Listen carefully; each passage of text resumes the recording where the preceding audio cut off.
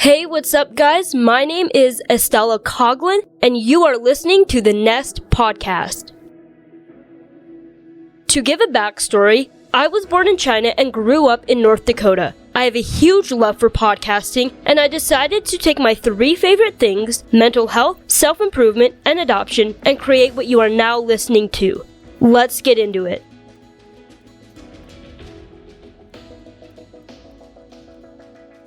Hello, welcome back to the Nest Podcast. It is episode 3. Let's go. Get hyped.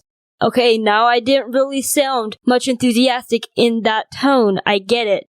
But I'm excited. We have a great episode planned for today, and I'm really excited to share my thoughts and everything and to help bring up conversation and awareness on mental health.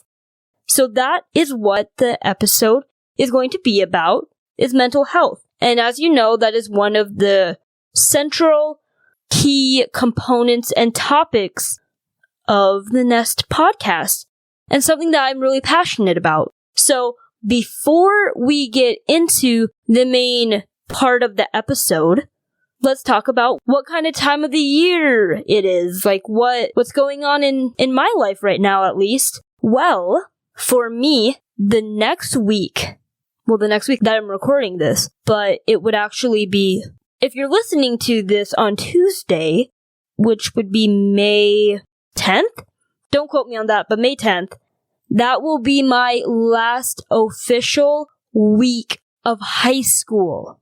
It's really weird to say. That's all I've known. All I've known is school. Like, it's crazy. We start going to school like, how old? 4 or 5, I think. I'm actually not really sure. But we started going to school at a very young age for education, and I think education is extremely important and such a blessing. But it's crazy to think that's like, all I can remember is like, okay, I go to school from like 8 o'clock in the morning to 3 o'clock in the afternoon. And it's like, every day besides summer and weekends and holidays, it's like, all I know is school. All I know is homework all the time. Just like all this stuff. It's going to be very different, and I also think I know it's going to be sad. I'm already getting sad. A lot of people that I've talked to, like, yes, they're sad, but they're also excited. For me, I am really excited for what the next phase of my life looks like, and opening the new chapter in my life. But I will say, I am very sad. I'm also nervous, scared, excited. You know, I have like all the emotions you can think of. But aside from that, we're all going through this together. And it's like, even if I don't necessarily talk to everybody in my grade, or I don't really know them that well, it's the fact that all these people, for the most part, every day go to the same place you go. Every day they are educated by the same educators you were educated by. Every day they go to the same place, they learn the same content. You know, it's just like, you are always in this place at all times with this person in like the same building. And it's just the fact that there's a community aspect there. You know, you don't really even have to talk to them, know them that well. But it's the fact that we grew up together, that we've watched others at their highs and their lows.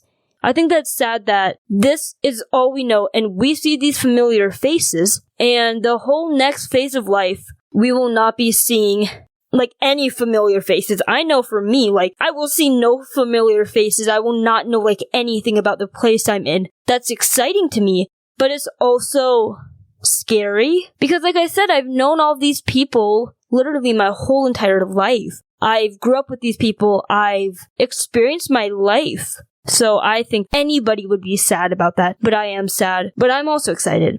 And I'm looking forward to the future, and it's like, everybody does this. It's gonna be okay. Going off to college, moving away, I can do it. So aside from that fact, aside from high school, I'm doing good. I'm stressed for college. Nobody prepares you for how stressful senior year is. For all the juniors right now who are going to be seniors, this is your warning. It is going to be very stressful. First off, finding a college if you decide to go to college, or finding a job, or finding what you want to do. Don't get me wrong, you do not have to know what you want to do after high school, but you have to kind of have a game plan, right? So even that's stressful, finding a game plan for what you want to do. But it's stressful. Everybody does it, and you can do it too. Now, with that being said, senior year is also exciting and fun. But now let's say you are going to college.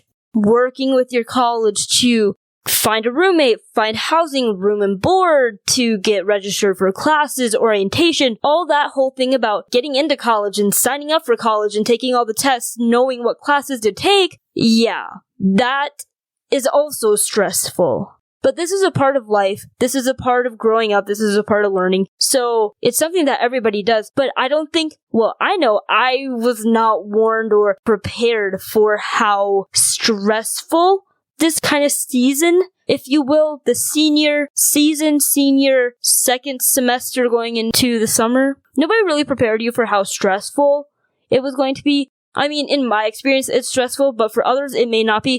But for the majority of people that I know, I feel like it's pretty stressful for them. But maybe it's just me, though. But just a heads up, so you're not going in blind. Yes, senior year is laid back, but the whole college stuff and figuring out what you want to do, applying for scholarships, whatnot, that's a whole part-time job in and of itself.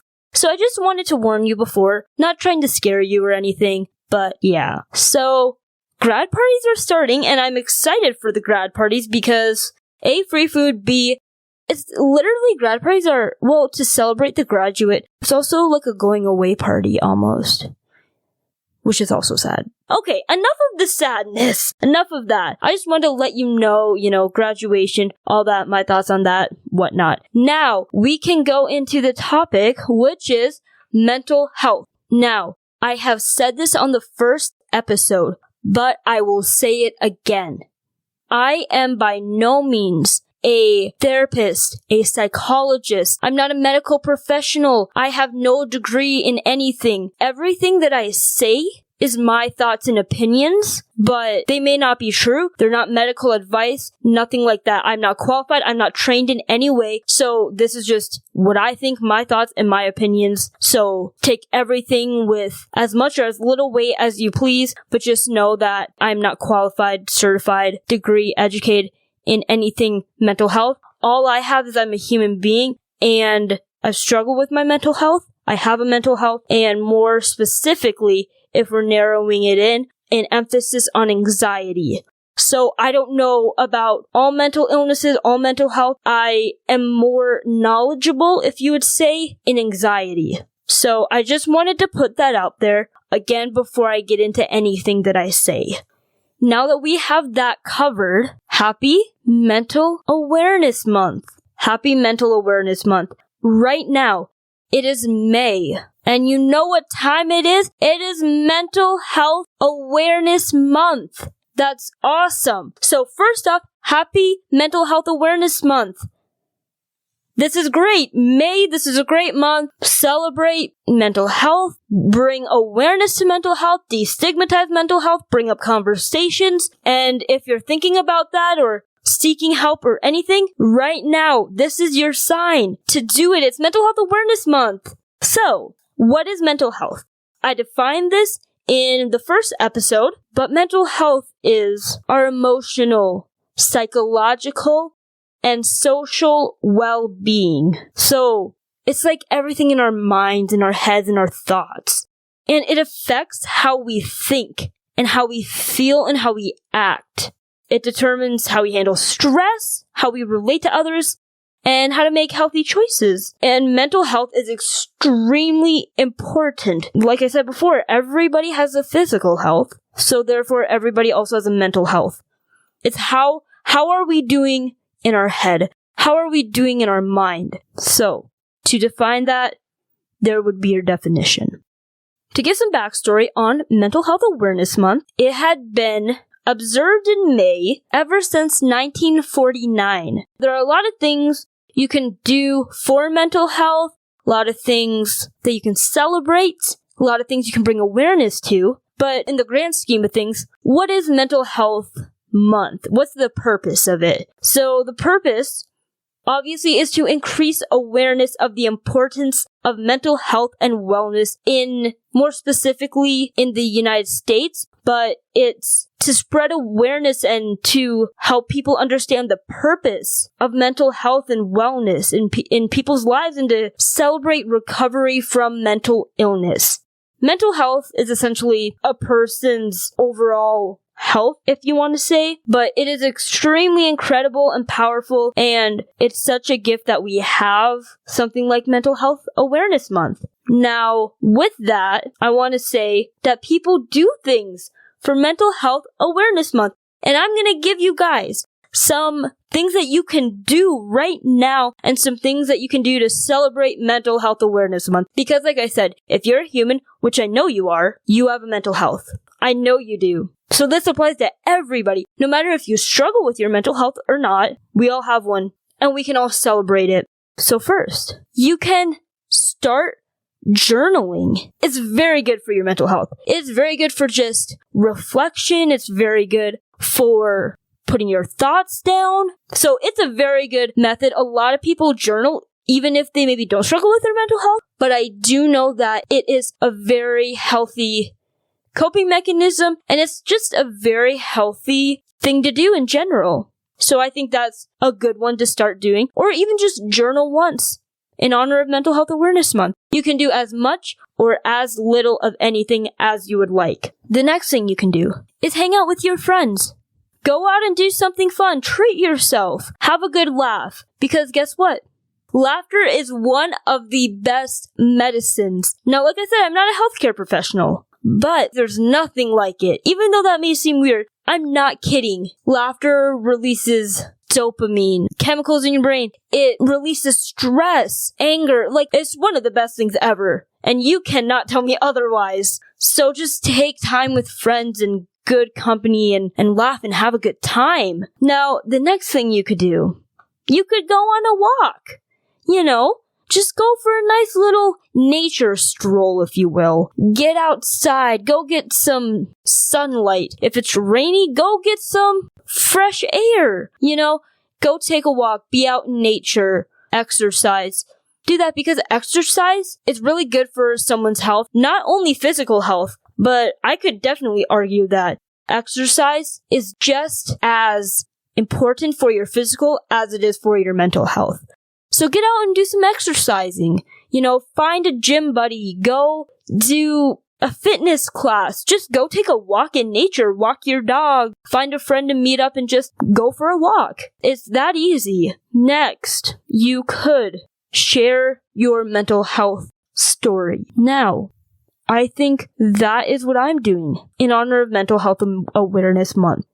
And so now, since I'm doing something, I hope you can take my story, and I'm gonna go pretty vague to start out with, but I hope you can take at least something from my story and my thoughts, and hopefully relate it to your life and find comfort.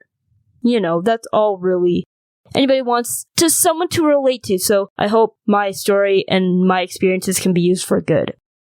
So, another thing you could do is you could join a virtual discussion about mental health. Now, since everything is literally all online, you know, Zoom, Google Meets, whatever it is, if you will, everything's online. You can find a virtual discussion on mental health. You could just be in your bed. You could just turn it on and just listen. That is something that you could do for Mental Health Awareness Month. You don't have to talk, you don't have to show your face. All you have to do is get into the meeting and just turn your volume up and listen. That's all. I think that would be a really great way to do something for Mental Health Awareness Month. Next, you could donate to support mental health. There are some really great charities out there that do a lot of great work for people struggling with their mental health. So that would be a really good way to be involved in Mental Health Awareness Month. And so, as that being the last one I'm going to share with you today, now let's get into more of my story with my mental health. So, like I said, this is just my story. This is more of an emphasis on anxiety. That is what I know most about. That is what I've experienced. I've experienced just anxiety. So, with that being said, let's get right into it. It all started when I was about, I think, 2nd grade. I don't know how old I would be, but I was pretty young. And first off, I'm an overthinker. Second off, I'm a perfectionist. Third off, I'm very hard on myself. And I want to be the best I can be like anyone, but I push myself too hard. And I did push myself too hard to my breaking point. It all started when I was in 2nd grade. At the lunchroom, we'd walk up to lunch, and certain smells really bothered me. And so I remember smelling food. And it's not even like a bad scent of food, but it's just, if there's like a strong scent of food where I'm like already like anxious, my anxiety stemmed from, I believe it stemmed from a bad experience with something. Now, this is something that is common for other people. For example, let's say you got stung by a bee. You got stung by a bee and you hated it. After that, you cried, you panicked a little bit, and now every time you see a bee, you get really scared and nervous and have to like go inside and like ruins your day or something like that. And so you always avoid bees, you hate bees. I know people probably don't really enjoy bees that much anyway, but just think of that. It's like every time you see a bee, you're like nervous and scared, and so now you like get anxious anytime you see a bee. So that's pretty much what happened. I remember it was fish for me. Now don't get me wrong, fun fact, I love to fish, but I will not eat the fish. I wish I did, but I love to fish, but I will not eat the fish, which would be so convenient. It would be so convenient, but it was because of the time there was fish being served at the school, and I just didn't like the smell. And so I never ate it, and after a while, every time it would be fish, I would get hot, my heart rate would go up, I'd be sweating, I'd be nervous, like this feeling would come over me, I'd be overthinking, and I didn't know what it was. I was just thinking, oh, I'm just like nervous, but I started to think like, why am I nervous? And I was nervous because previously, when I smelled fish, I didn't like fish. I didn't like the smell of fish. So I just got nervous of smelling fish. So going into the cafeteria one day, it was fish. Lo and behold, it was fish. And I became flustered, really scared, did not like the smell, so hot, panicked, and I would run to the garbage can and I would gag. That would be my response to my anxiety and to my panic. But at 2nd grade, I didn't know this was anxiety. I was just like, oh, I don't like the smell, so in reaction, I gag. I'm just nervous, I gag. So I'm like, I'm not thinking anything of it until the next lunch. The next time we had fish, I would gag. I didn't like to gag. Obviously, nobody likes to gag, but I wouldn't be throwing up. It was just a gagging. But I don't like to gag. Nobody likes to gag. So then from that, it turned into every single lunch because I would walk through the same route of the cafeteria. I would be walking the same route and then feel this immense amount of fear and anxiety. It's just like the environment around me. It's triggering my anxiety. But I didn't know that. So then it turned into every day at lunch. I would panic. I would get to the back of the line so I can just quickly find a garbage and gag. And just be anxious on my own because I was a perfectionist and I was a people pleaser. I never wanted to show people almost like this weakness that I had. But I know it's not a weakness, but it was something that I just really didn't grasp and understand what it was. Then it moved into every day where I would look at all the lunches beforehand. That would get me nervous. Then I would look at all the times the fish would be served. That would make me extra nervous. I would pack to-go lunches. I got to a point where I was just gagging all the time and so afraid of the lunchtime that I would plan it out because I was so afraid of the lunchtime. And we knew it was like the smells. Me and my mom, we went to Claire's and we got, the scenty chapsticks? So we got those. I remember we got like a Coca-Cola one and that was a really good one. And like a popsicle chapstick. What I did with them is I kept them in my lunchbox, and every time for lunch, I would take a big chunk of the chapstick and I would place it on my upper lip so I could smell it. So I wasn't like holding it up to my nose and sniffing it as I went in the lunchroom, but I would put like a ton of it on, so that was the only thing I could smell. The logic was there, the execution was creative, but then that made me think about it even more. It's like, okay, now I need to put the chapstick on my lip in order to not be anxious. I need to do this and to do this. And then it turned into, oh, I'm still gagging with this chapstick on. Maybe the chapstick is upsetting me. And it was just this constant cycle of, I didn't know what was going on. I'm so nervous for lunchtime. It's like, I liked the food. We had great food. I'm with my friends. I'm not in a weird environment. But it was just like that one experience triggered many, many other experiences that ended with me gagging and terrified. And then it came in where I had to eat lunch with my principal. I would miss recess with my friends. As a kid, the principal was great, but you want to be with your friends. You don't want to be like eating in the principal's office, because I feel like it has a negative connotation. It's like, oh, you're in the principal's office. Are you in trouble? It was not that. But like I said, I was so young that I didn't really understand what was happening. You know, in my head, I just knew I don't like to go in the lunchroom. I hate the smell of fish. I know that I put chapstick on to help. Then my mom brought me to the doctor. And we kind of talked it out. I was like, I don't really know what it is, but I get really, really nervous. I don't know what it is, but I was so young, like, I didn't know any better. I'm like, oh, I'm just nervous, but this nervous is sticking around. I'm like, I thought nervousness goes away after a while.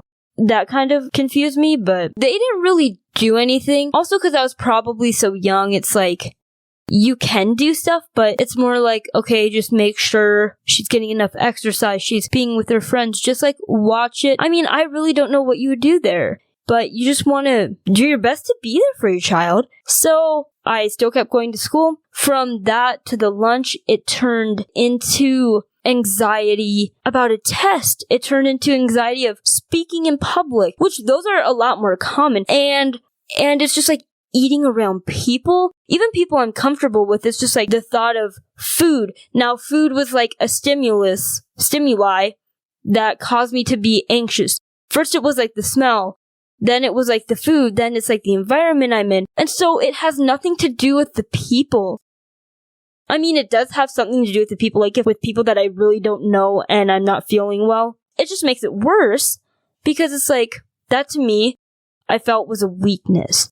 And I'm like, I can't be anxious today. I can't show people my vulnerable side, which was my anxiety. So, you know, it got into a lot of other areas in my life, and it started affecting me in my everyday life. To test, it would come in phases. It would come in stages. It would like be really bad, then it would be good, then it'd be bad again. It would start up, and it has gone through that even up until now. I'm a senior.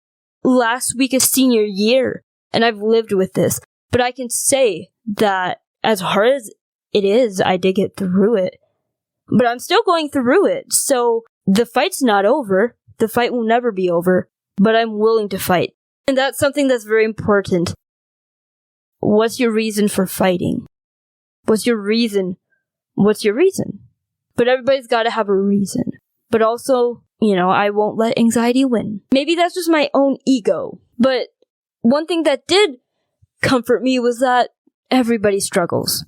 And so hopefully people may not know this about me. Well, when I was young, you know, I didn't know what it was, so I couldn't be like, oh yeah, I was anxious, I had anxiety. You know, I didn't even know what that word meant. I'm like, oh, I'm just nervous. Like, oh, I don't like the smells. Oh, I don't like the food. And so I got really good at making excuses and wiggling my way out of meals, wiggling my way out of lunchtime, out of going to a birthday party with a friend to eat. I got really good at, well, I wasn't even actually good. I would just say like, oh, like I ate before, or I'm not feeling too hungry, but I never wanted to be rude. But the thing with anxiety is that a lot of people who are anxious can come off as very rude. Now, if you're anxious, you're in fight or flight. So you can't be really worrying about other people's feelings. Like, you're in fight or flight. But that doesn't make them mean. Because when you have anxiety, you are in fight or flight mode. So if you're in fight or flight mode, you don't have time to be at everybody's beckoning call. You don't have time to person please. Even though when I would have anxiety flares, if you will, I would always try to be a person pleaser. And that caused me a lot more anxiety being a person pleaser. I felt the need to be perfect. I felt the need to do everything to the best of my ability. Which, yes, you should do your best, but not at the cost of your psychological well-being, which is your mental health. Because you need to learn to prioritize yourself. Maybe not first, but you need to prioritize yourself as well. You are just as important as those around you, and so that was something that I just needed to hear, needed to know, and I needed to believe. You need to believe it. I get into middle school. I'm still anxious. Couldn't eat lunch. But I've never had to go home for this. I would just toughen it out. I was probably, mentally speaking, the toughest and hardest on myself for my anxiety because I would just be in fight or flight mode. But I would be fighting. I'd be fighting my mind. My mind of the thoughts of gagging, of the thoughts of going home, of the thoughts of just trying to skip lunch. You get so many opportunities to escape and run from your problem that I had to fight every day to not. But also what, if you would say, helped me fight anxiety thoughts that my brain was telling me, it would be because I'm a person pleaser. So I'm like, okay, I'm not gonna eat because the people will bring it up and maybe make me feel bad. Well, maybe that was a selfish part. And so with the anxiety, it's like, okay, I have this vulnerable side, but I don't want to show people. Like, that's a weakness. I don't want to show people that I struggle. Then people will think I'm weird, I'm an outcast. But now as I get older, I have learned so much. And even though having anxiety sucks, it sucks so bad. Good things have come out of it, though. So that's what I really try to focus on. The good things that have come out of this. Like my podcast. Now I've gotten to the point where I'm able to talk about it. I'm at a point where I want to talk about it, where I want to be vulnerable with people, and where I want to educate people. Because I've had this experience, and I don't want to have people feel alone or feel like they need to live up to a standard. Because that's just not the way it is. It's just not. You don't have to live to be perfect, because nobody's perfect. You don't have to be strong all the time. That it's okay to cry, it's okay to have emotion, it's okay to be scared, it's okay to be nervous. So that's just something that I'm grateful that I'm to the point where I can talk about this. Anyway, getting back to middle school, I got very good at making excuses as to why I don't eat. You know, oh, the food's bad, oh, I'm just not really feeling this food today, or I actually got a snack like a little while ago, so I'm not hungry right now. Oh, I'm getting a snack after school, I'm not hungry right now. When in fact, I was very hungry, but I could not force myself to eat. Not even force, I just couldn't eat. If a piece of food got too close to my nose, I would gag. Because that was just the response to my anxiety. And I've learned so much from my anxiety. I've learned so much about anxiety. And now that I know, every time you are anxious, from my experience, like I said, not a medical professional, but I think you're in fight or flight mode at all times. Whenever you're anxious, immediately fight or flight mode comes on. So it's like, even though, let's say I'm eating a piece of pizza, even though I love pizza, if I'm in fight or flight mode, heck no, I will not be eating that slice of pizza no matter how hungry I am. My brain told me I'm in fight or flight mode, so I'm not eating that. Even if I may be starving and so hungry, like, I went a very long time without eating because I was just so anxious. I was so anxious. But when I get home, oh, I can have that, like, same exact food, like, at home, like, in the comfort of my own home. I'm totally fine. But when I'm out in public, when I'm with a friend, when I'm with, like, my best friends, I'll still make excuses. That's just the way it was for me. That's just what happened. I mean, I can't change anything about it now, but it was just the way it was. So it was still bad during middle school. So this has just been going on and off for phases. And now in high school, freshman year, you're the underdogs, you're the freshmen, you get picked on. You're a freshman. The name speaks for itself. So, being a freshman, I was so anxious in middle school. So what thinks this would be different? Well, I don't know, because first day, I was anxious at lunchtime. The rest of the year, freshman year, I was anxious at lunchtime. Then it moved on to the stress of high school. It came in and it took me down.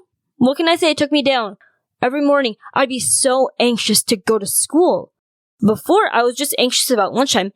Now it got into the point where I'm very anxious to go to school. I don't want to go to school. I'm like, how can I make up an excuse to skip school? But I've never gotten to skip school because of my anxiety, which I've been mad about. But in retrospect, it's for the best. Because if you get too comfortable with something that is not healthy, which is skipping school when you're anxious, like I wasn't sick. I was anxious though.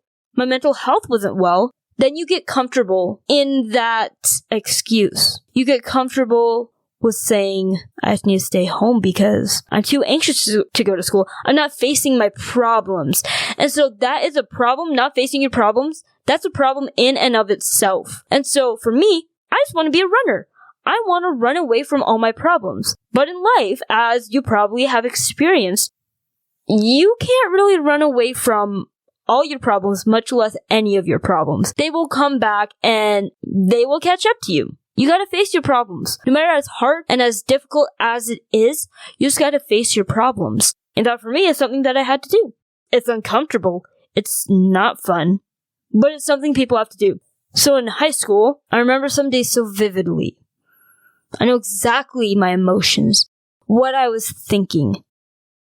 I'd come to school, I'd be so anxious on the drive there. I'd be so anxious waiting for the first period to start. I would be so anxious during the first period that I can't focus in class. All I can focus on is my mind and what my mind is telling me, and the anxiety, like, oh my gosh, like constant threat or something. It's not like I wasn't in a safe environment. I was, but my brain was just always in fight or flight mode where my thoughts would be racing so much. And it would just be like, oh, it's hard to breathe, or your throat's closing, or you're going to be out of breath, you're sweating, just like stuff that's like not relevant. You know, it's just like weird stuff. But to me, I'm like, oh my gosh, like this is terrible. And then from the first time feeling anxiety in first period, every day after, I'd be anxious for first period. Then the first day that I'm anxious for second period, that turns into the rest of the year I'm anxious in second period. Now the next time it passes over into third period, next thing I know, every day I'm anxious in third period.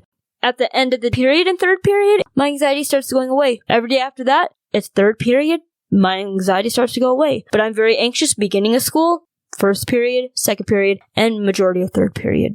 So that's just how it was for me. And it's just like anxiety follows a routine. It follows a routine. It doesn't like change. And that's something that I've learned with anxiety.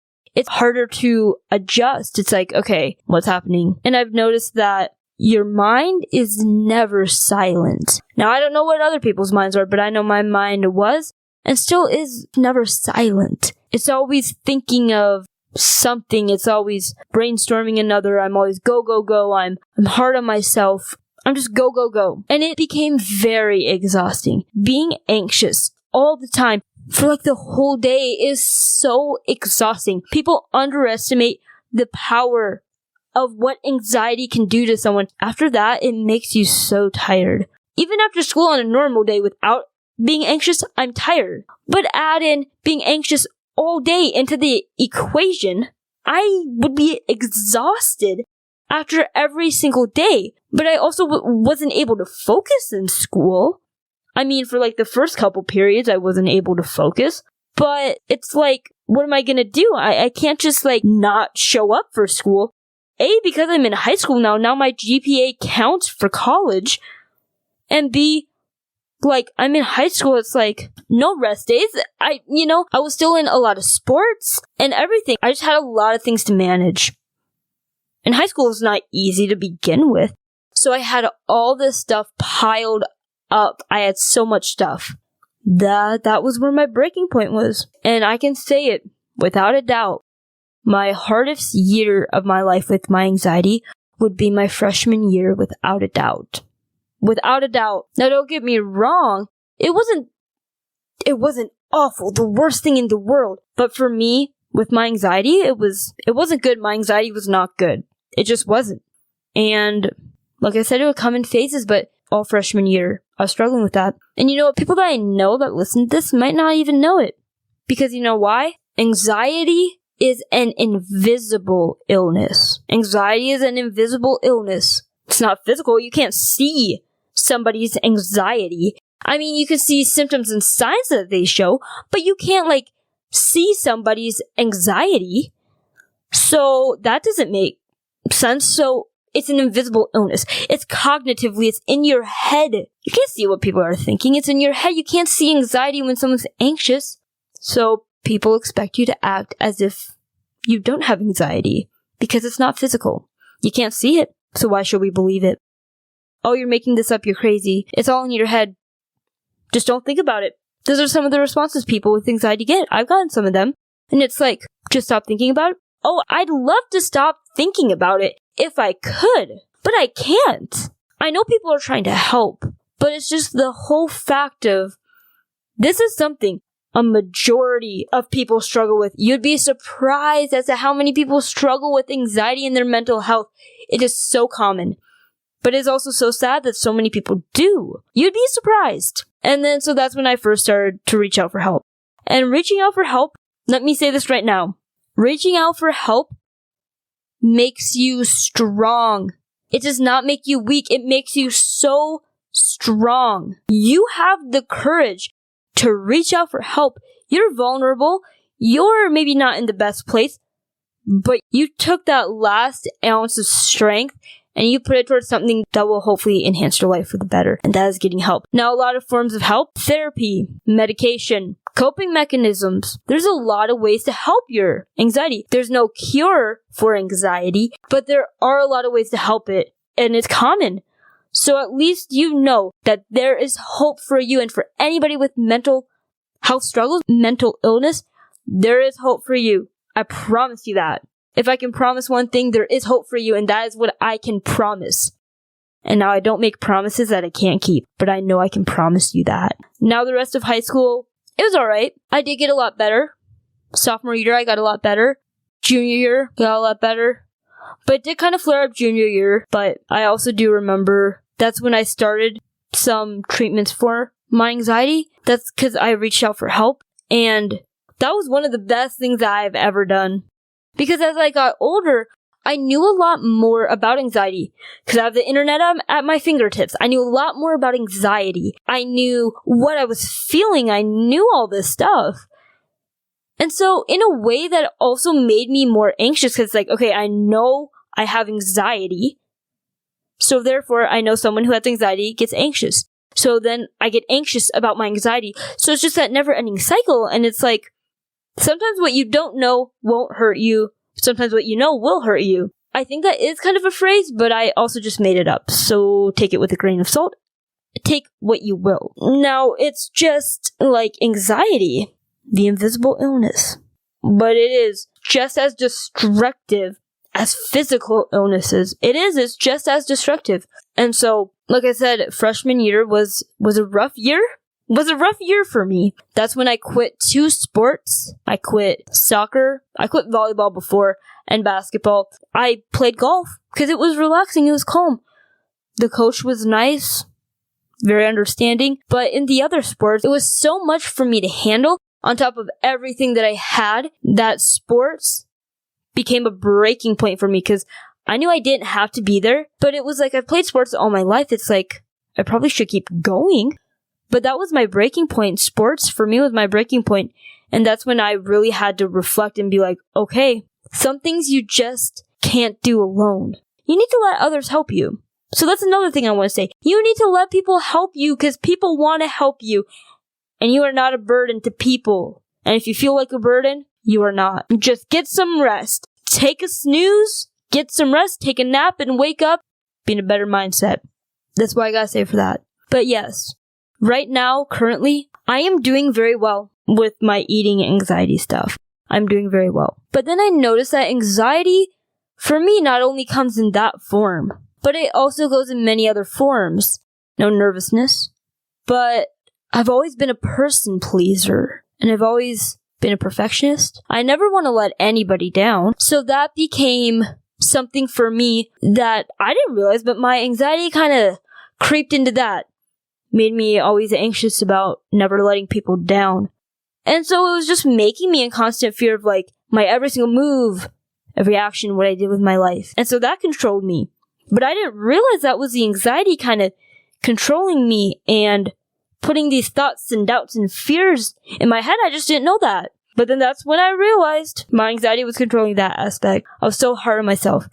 Even to this day, I will say that I am very hard on myself. And I work very hard. I will say that. I'm not trying to brag, but I work very hard in what I do. I take my academics, my hobbies, my passions very seriously. Now, like I said, I'm not trying to brag, but it's all because I never allow myself to take a rest. I never allow myself to take a break. And that's something that I'm working on, like, as we speak. I never rest. It's always go, go, go. I'm just going to be very honest. It's hard for me to rest for a second. It's hard for me to just sit in my bed and watch an episode of Netflix. Where before when I was more struggling with the eating part, it's weird. Before, with that, I could like come home and sit and watch like Netflix till the time I went to bed, like, and I had no guilt. But now if I did that, I would feel so much guilt, it would eat me alive. Guilt is something that is not fun. Guilt. And my mind will guilt myself. And so that's something that I'm working through right now. Just being honest. And I'm sure a lot of people experience guilt. Because guilt is something that is a human emotion. Something that everyone has experienced, and I know you have. I know you have. It's a human emotion. If you're struggling with it, we're in the same boat together here. And I think the phrase of hustle mentality and like the phrase on the grind or whatever, even though I say that, like it's grind time, I've been saying that a lot because sometimes it is grind time. Like, okay, we got a deadline, like an assignment, like a whole project is due like tonight, like it's grind time, I have nothing done. Then yeah, that's fine.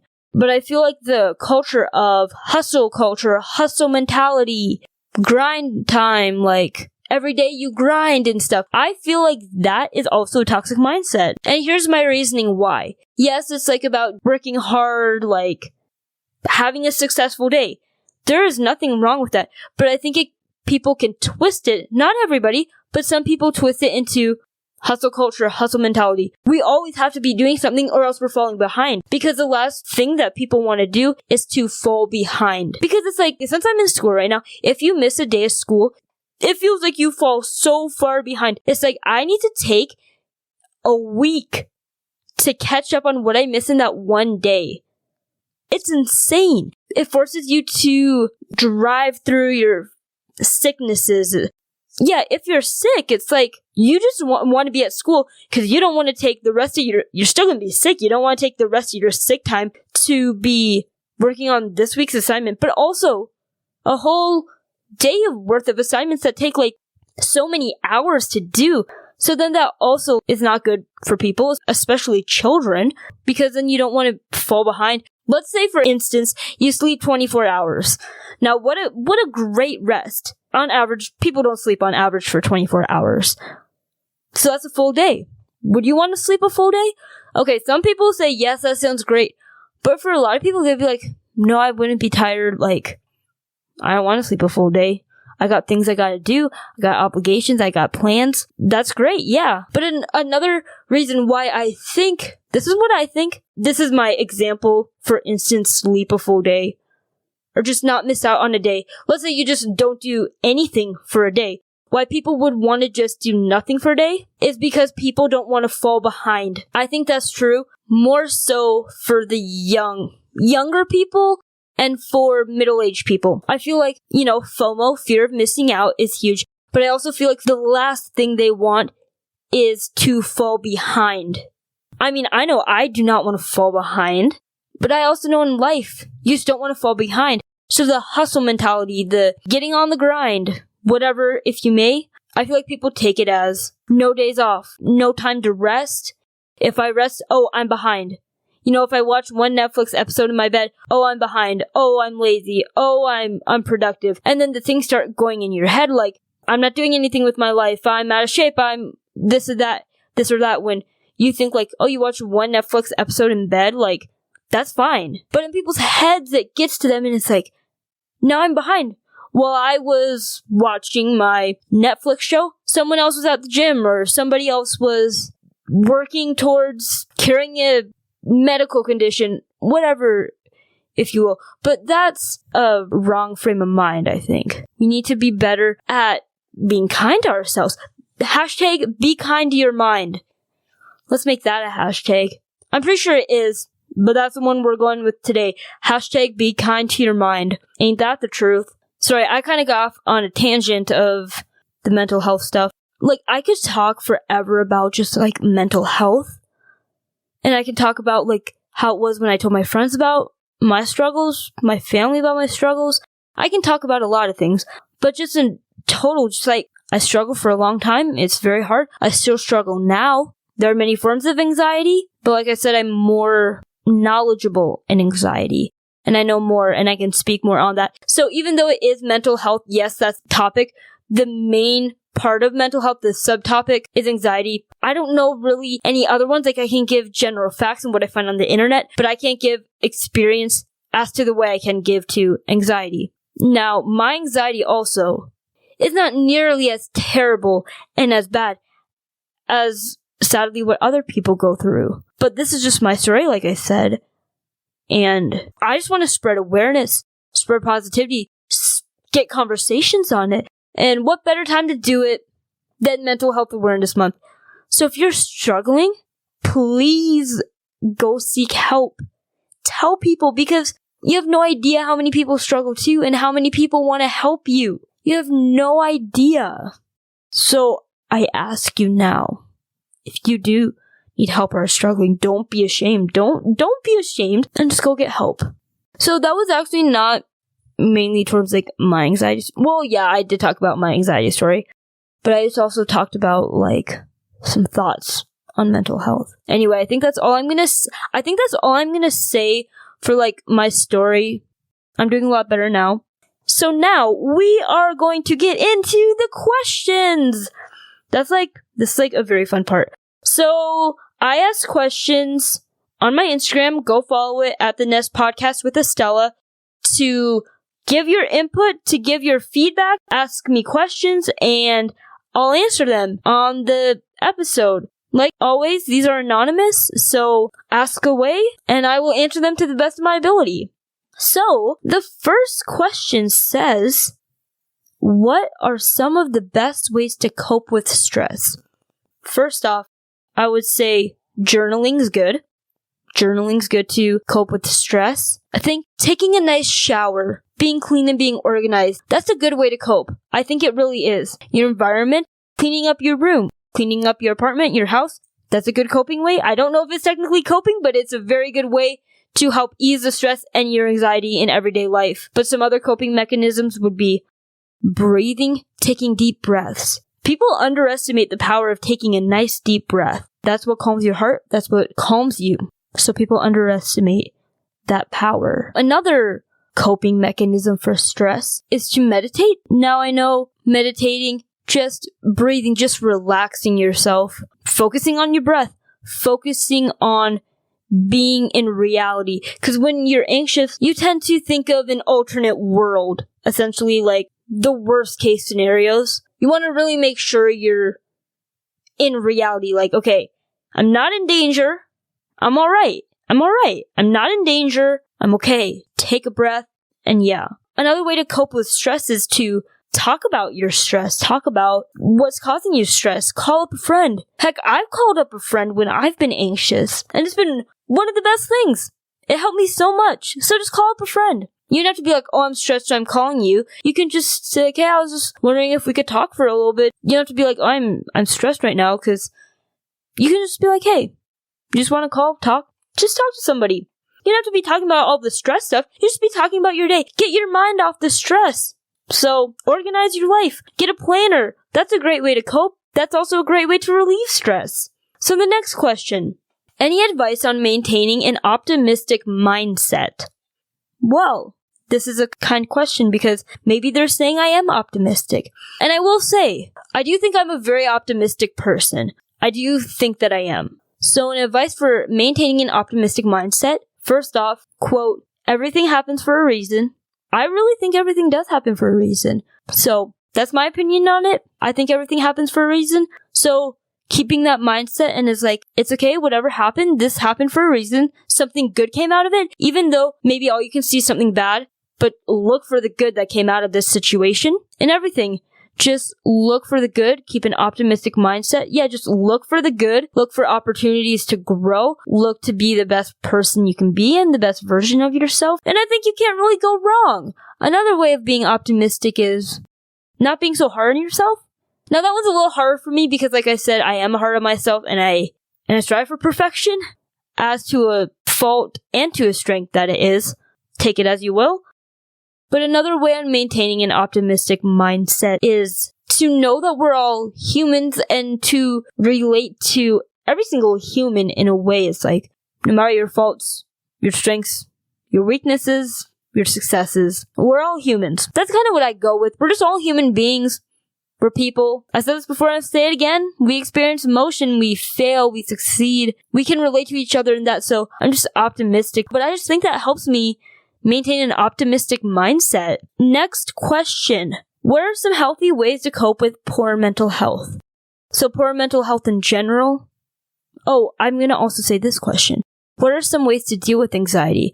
Okay, so I'm going to kind of rope those two questions together also with some of the best ways to cope with stress. I think they can all be kind of answered together. So like I said, getting a planner, organizing your life, journaling, listening to music, breathing, talking to somebody, meditating, focusing on your breath, and taking it easy, not being so hard on yourself. I know easier said than done, so I won't just say it. Here's how to not be so hard on yourself. Is to show compassion to yourself. Here's this mindset. Take this in. Treat yourself as you would treat your best friend. Because the way you talk to your best friend, I know the way you talk to your best friend and the way you talk to yourself, they're two totally different people and voices. The way you talk to your friend is not the way you talk to yourself, and the way you talk to yourself is not the way you talk to your best friend. I want you to talk to yourself as you would talk to your best friend. The way you talk to somebody that you respect, that you care for, that you love. Talk to yourself like that. Just do it. Talk to yourself like that. So I'll just say, yeah, I think I'm just gonna end with that on both of the questions. I mean, like I said, journaling, taking a bath, taking a shower, exercising, mindfulness, reading, get off social media, take a drive. A good one would be just speak to yourself with love and compassion, and as you are your best friend. Next, what would you say to someone who is struggling with their mental health? I would say the best days and the best times are yet to come. Look forward to your future and do what's best for you. And I would also end with reach out for help. I would say you are not alone. And I would also share my story with them. And I would be there for them. And I would say you are not alone. And this is something that I feel like everyone has heard, but there's a light at the end of the dark tunnel. And there really is. And it may seem impossible to find. But I want to say that there's hope for even the people who feel the most lost. That's when there is the most hope. Listen to that again. The people who feel the most hopeless are the people who will receive the most hope, who will get the most hope. So it's like, don't give up. Your breaking point, you may think, is the breaking out of the shell. That's when it's going to get better. So don't give up. By any means, do not give up. I would tell them, just do not give up. The best is yet to come. Even if you don't see it, it will get better. You just have to believe. You just have to stay strong. And that you can do this. Now, another thing. I think this is going to be the last question I'll go with because this episode's getting kind of long. But this question says, what mental health resources are you seeking out for your transition to college? That's a good question. Mental health treatments that I'm seeking out. Mental health resources. Well, first off, I'm excited that there's going to be an on-school counselor. So I'm excited for that. I'm definitely gonna go in there. I mean, any time it's hard transitioning. And just to have that resource, I just want to give it a little dabble. I'd want to do one session and see how it goes. I love learning just to gain some of the knowledge and wisdom that the person is going to share with me. So I'm most looking forward to the on-campus therapist. Another mental health resource. I think the campus gym and exercise facility will be good. Another resource, taking advantage of the outdoors. I'm going to Montana, a lot of outdoors. You're happy in nature. It helps you, helps your mind. So that's another big resource that I am utilizing. So I'm so excited to do that, to be outside. I think that's kind of all the resources that I know of that I'm excited for right now. But otherwise, I'm not really too sure exactly on what other resources college offers where I'm going to.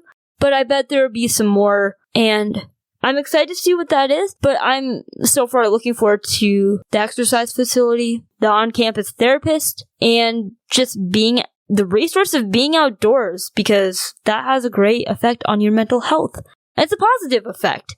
So yeah, I think that would wrap up the episode, but I appreciate you guys all for listening again. This has been amazing. If you haven't already followed the Instagram, follow at the Nest Podcast with Estella. We got Twitter, Facebook, Instagram. Main thing is Instagram. Get on with the questions. Come hang out. All that fun stuff. Uploading, posting, trying to get every Tuesday. So stay tuned for every Tuesday. And we got some exciting things coming. Rate the show 5 stars if you like it. That would mean the absolute world to me, and that greatly helps out the podcast. And to write a review wherever you get the podcast, rate it 5 stars. It would mean the world. And I thank you guys for listening. Until next time.